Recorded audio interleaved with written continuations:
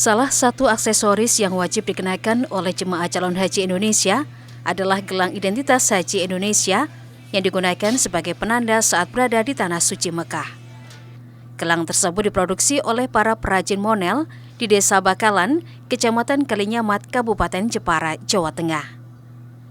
Para pekerja tampak sibuk menyelesaikan pengerjaan agar gelang selesai tepat waktu, dan tahun ini pesanan gelang haji kembali normal setelah sebelumnya sempat terhenti akibat adanya pandemi COVID-19. Tercatat ada 97.500 gelang untuk jemaah calon haji reguler, 1.400 gelang untuk petugas haji, dan 7.200 untuk jemaah calon haji plus yang dikerjakan oleh para perajin gelang. Ratusan ribu gelang haji tersebut akan didistribusikan di 20 embarkasi yang tersebar di seluruh wilayah Indonesia.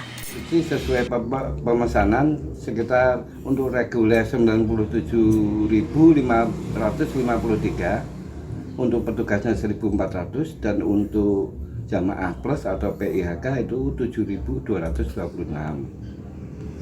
Waktu pengerjaannya Pak?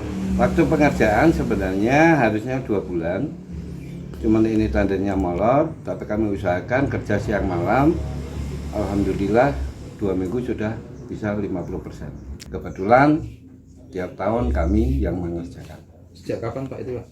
Kami mengerjakan sejak 2009. Dulunya juga saya juga karyawan. Tapi alhamdulillah bisa memegang pekerjaan ini.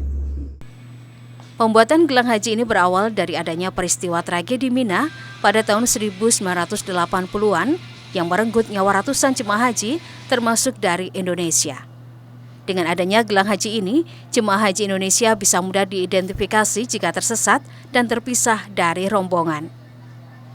Iwan Miftahudin, Kompas TV, Jepara, Jawa Tengah.